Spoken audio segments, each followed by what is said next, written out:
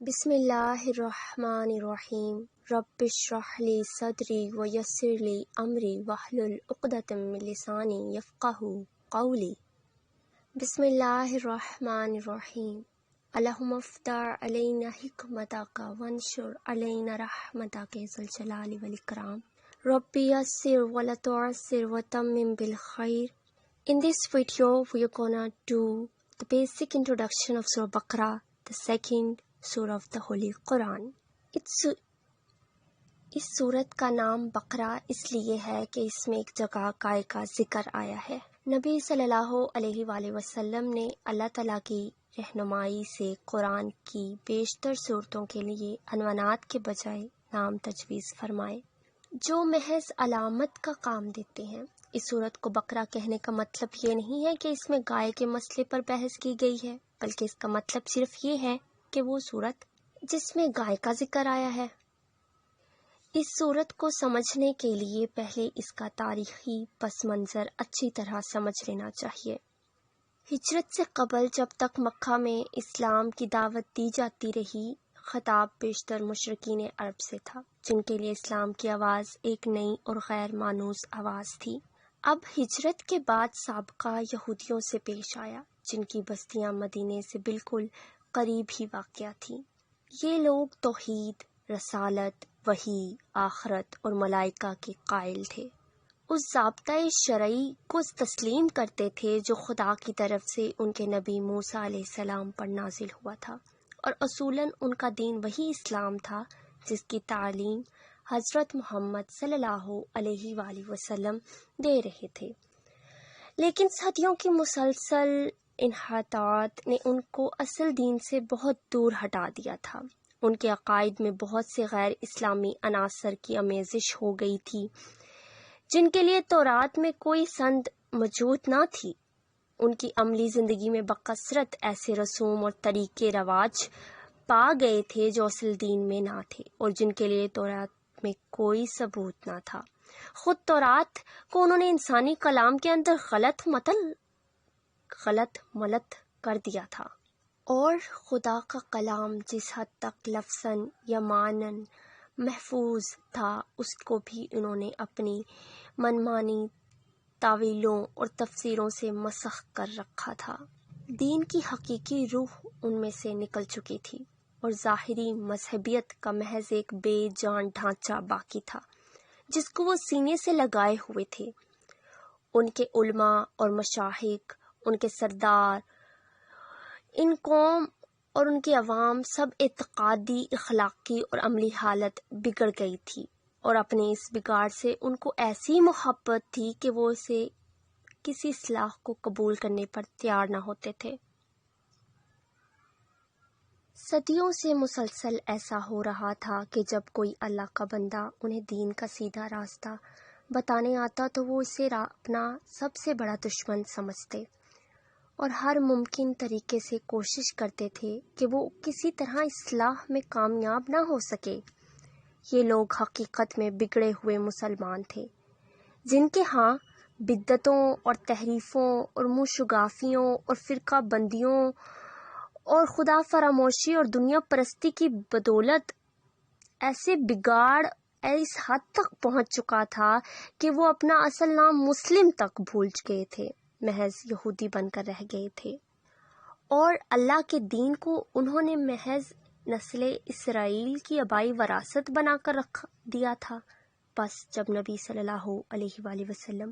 مدینہ پہنچے تو اللہ تعالیٰ نے آپ کو ہدایت فرمائی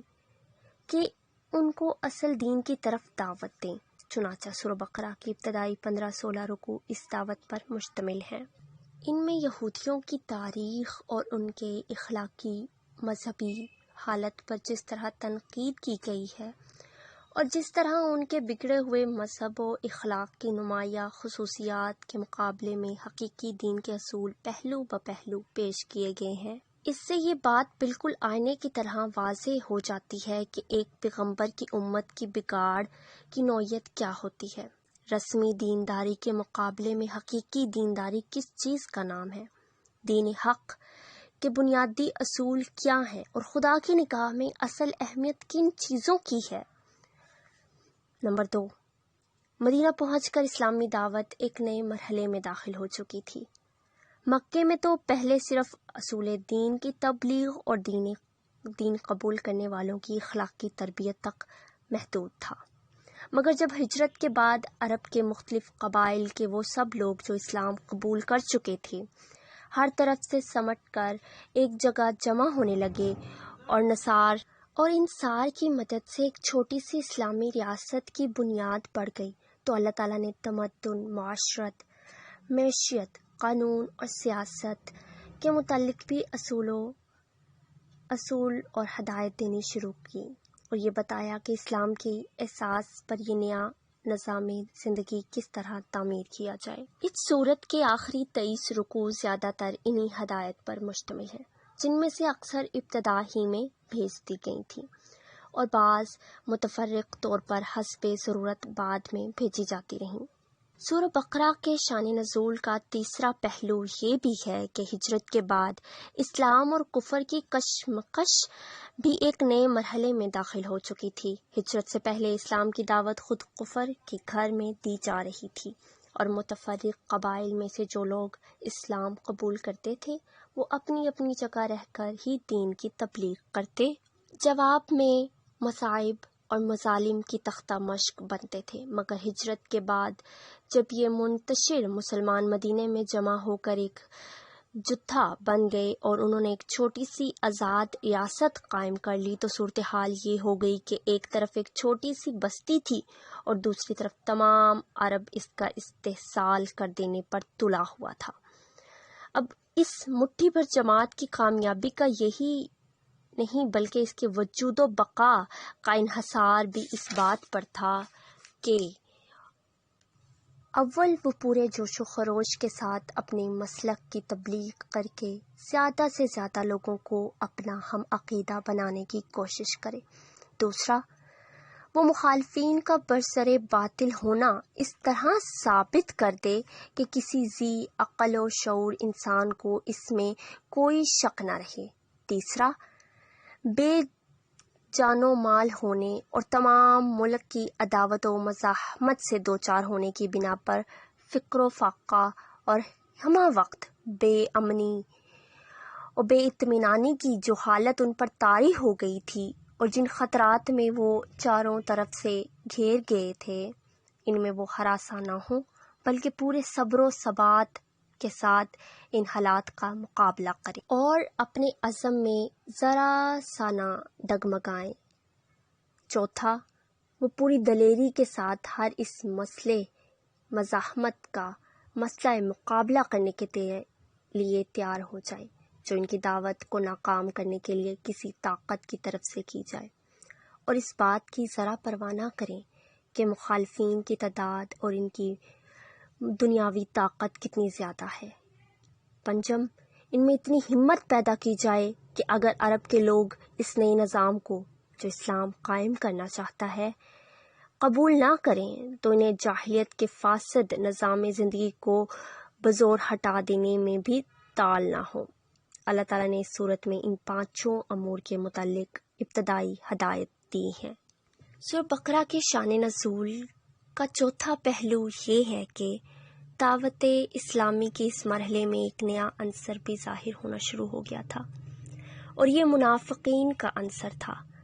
اگرچہ نفاق کی ابتدائی آثار مکے کی آخری زمانے میں بھی نمایاں ہونے لگے تھے، مگر وہاں صرف اس قسم کے منافق پائے جاتے تھے جو اسلام کے برحق ہونے کے تو معترف تھے اور ایمان کا اقرار بھی کرتے تھے،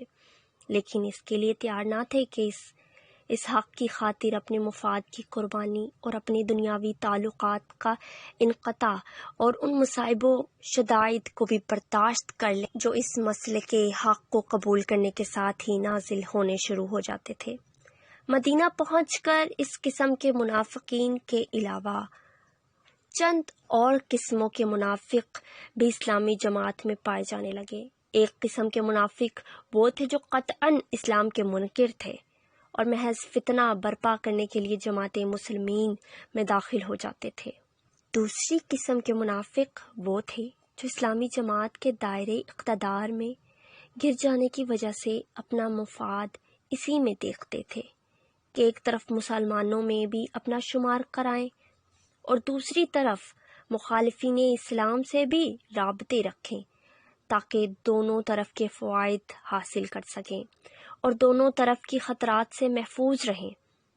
تیسرا پہلو اور تیسری قسم کے منافق وہ لوگ تھے، اس قسم کے لوگوں کی تھی جو اسلام اور جاہلیت کے درمیان متردد تھے۔ انہیں اسلام کے برحق ہونے پر کامل اطمینان نہ تھا، مگر چونکہ ان کے قبیلے یا خاندان کے بہت سارے لوگ، بیشتر لوگوں نے مسلمان بن چکے تھے، مسلمان یعنی کہ اسلام قبول کر لیا تھا، اس لیے یہ بھی مسلمان ہو گئے تھے۔ چوتھی قسم میں وہ لوگ شامل تھے جو امر حق ہونے کی حیثیت سے تو اسلام کے قائل ہو چکے تھے، مگر جاہلیت کے طریقے اور اوہام اور رسمیں، طور طریقے چھوڑنے اور اخلاقی پابندیاں قبول کرنے اور فرائض اور ذمہ داریوں کا بھار اٹھانے سے ان کا نفس انکار کرتا تھا۔ سورہ بقرہ کے نزول کے وقت ان مختلف اقسام کے منافقین کے ظہور کی محض ابتدا تھی، اس لیے اللہ تعالیٰ نے ان کی طرف صرف اجمالی اشارات فرمائے ہیں۔ بعد میں جتنی ان کی صفات اور حرکات نمایاں ہوتی گئیں، اسی قدر تفصیل کے ساتھ بعد کی صورتوں میں ہر قسم کے منافقین کے متعلق ان کی نوعیت کے لحاظ سے الگ الگ ہدایت بھیجی گئیں۔ اس بیان سے یہ بات واضح ہو جاتی ہے کہ قرآن مجید ایک دعوت کے ساتھ اترنا شروع ہوا، اور وہ دعوت اپنے آغاز سے لے کر اپنی انتہائی تکمیل تک 23 سال کی مدت میں جن جن مرحلوں اور جن جن منزلوں سے گزرتی رہی، ان کی مختلف نوع ضرورتوں کے مطابق قرآن کے مختلف حصے نازل ہوتے رہے۔ ظاہر ہے کہ ایسی کتاب میں وہ تصنیفی ترتیب نہیں ہو سکتی جو ڈاکٹریٹ کی ڈگری لینے کے لیے کسی مقالے میں اختیار کی جاتی ہے۔ پھر اس دعوت کی ارتقاء کے ساتھ ساتھ قرآن کے جو چھوٹے اور بڑے حصے نازل ہوتے رہے، وہ بھی رسالوں کی شکل میں شائع نہیں کیے جا سکتے تھے، بلکہ تقریروں کی شکل میں بیان کیے جاتے اور اسی شکل میں پھیلائے جاتے تھے۔ اس لیے ان کا اسلوب بھی تحریری نہ تھا بلکہ خطابت کا اسلوب تھا۔ پھر یہ خطابت بھی ایک پروفیسر کے لیکچروں کی سی نہیں، بلکہ ایک داعی کے خطبوں کی سی تھی، جسے دل اور دماغ، عقل اور جذبات ہر ایک سے اپیل کرنا ہوتا ہے، جس کو ہر قسم کی ذہنیتوں سے سابقہ پیش آتا ہے، جسے اپنی دعوت و تبلیغ اور عملی تحریک کے سلسلے میں بے شمار مختلف حالتوں میں کام کرنا پڑتا ہے، ہر ممکن پہلو سے اپنی بات دلوں میں بٹھانا، خیالات کی دنیا بدلنا، جذبات کا سیلاب اٹھانا، مخالفتوں کا زور توڑنا، ساتھیوں کی اصلاح و تربیت کرنا اور ان میں جوش اور عزم ابھارنا، دشمنوں کو دوست اور منکروں کو معترف بنانا، مخالفین کی حجت منقطع کرنا اور ان کی اخلاقی طاقت کا استحصال کر دینا، غرض اسے وہ سب کچھ کرنا ہوتا ہے جو ایک دعوت کے علمبردار اور ایک تحریک کے رہنما کے لیے ضروری ہے۔ اس لیے اللہ نے اس کام کے سلسلے میں اپنے پیغمبر پر جو تقریریں نازل فرمائیں، ان کا طرز خطابت وہی تھا جو ایک دعوت کے مناسب حال ہوتا ہے۔ ان میں کالج کے لیکچروں کا سا انداز تلاش کرنا صحیح نہیں ہے۔ یہی وجہ ہے کہ قرآن پاک کی مختلف صورتوں میں اس قدر وسیع مضامین پر تکرار کی جاتی ہے۔ ایک دعوت اور عملی تحریک کا فطری اقتضاد یہ ہے کہ وہ جس وقت جس مرحلے میں ہو، اس میں وہی باتیں کہی جائیں جو اس مرحلے سے مناسبت رکھتی ہیں۔ قرآن پاک کے عنوانات اس قدر وسیع ہیں کہ قرآن پاک ایٹ اے ٹائم بہت سے ٹاپکس سے ڈیل کرتی ہے، اس لیے ہی تو اسلام کو مکمل ضابطہ حیات کہا جاتا ہے۔ یہ تھا مختصر سا تعارف سورہ بقرہ کا۔ انشاءاللہ نیکسٹ وی ول اسٹارٹ سورہ بقرہ full translation and easy explanation. Till then, stay tuned, be blessed. Wassalamu alaikum wa rahmatullahi wa barakatuhu.